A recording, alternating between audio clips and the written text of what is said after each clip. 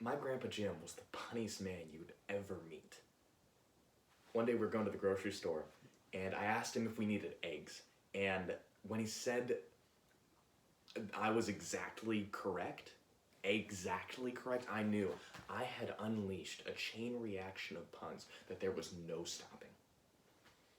He went on to say that he was pretty sure that they shell them at this store, asking me if I was getting tired of his yolks.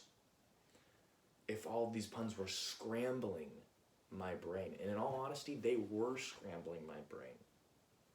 I tried to think of a witty comeback, but no such comeback came to mind. I was at the mercy of his intelligent humor, constantly being punished by his wordplay. Punished, you see what I did there? Anyway, all jokes aside, my Grandpa Jim is my hero. Not because of the puns, although that was pretty cool. He was born in Iowa as the oldest of 6 children. An enormous responsibility. And while this was an enormous responsibility, he would go on to lead all 6 of his brothers and sisters to Christ. He grew up working at his family-owned grocery store, but he felt that God was calling him to ministry. But he also had another calling, and that was to war. He went to Vietnam as a cook for the soldiers there.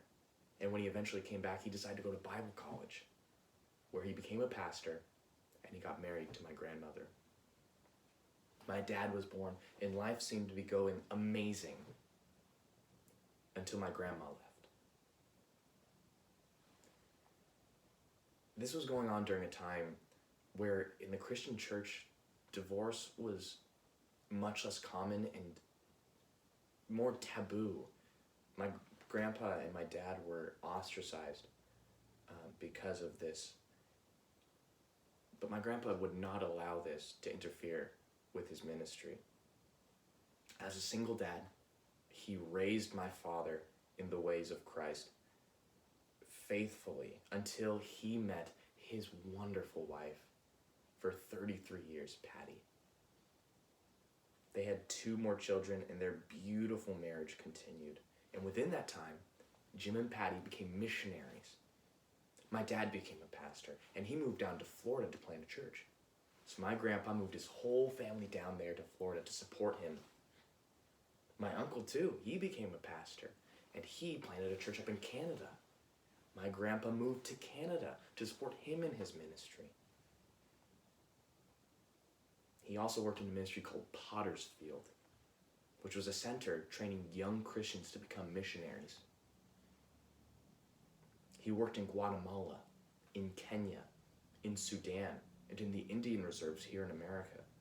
And he would have continued doing this work that he loved for the rest of his life, had he not found out 3 years ago that he had liver cancer. What I respect so much about my grandpa is his attitude in this season of life. There were nights for him when the pain inside his body was absolutely excruciating, like sharp knives stabbing into his abdomen. But never once did he complain. I could go on talking about him for well over 5 minutes, about all the books that he would read, the movies we enjoyed watching together, how much he loved Hershey's chocolate syrup, but I'll keep it brief. He died in his sleep last September, a few weeks into my freshman year of college.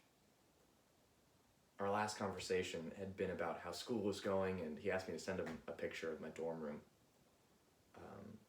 He offered me an ice cream bar, which he was also an avid ice cream eater, and he prayed over me before I left. While it grieves me to know that I will not be able to live life alongside my grandpa, I am overjoyed to know that right now he is in heaven with Jesus, and that one day I will be able to see him again. The day of the funeral, one of our good friends played my now favorite song, The Untitled Hymn by Chris Rice. I highly recommend you listen to it. But I think it only appropriate to end this memorial with the last verse of this song, and it reads, "And with your final heartbeat, kiss the world goodbye. Then go in peace and laugh on glory's side. Fly to Jesus, fly to Jesus, fly to Jesus and live." Thank you.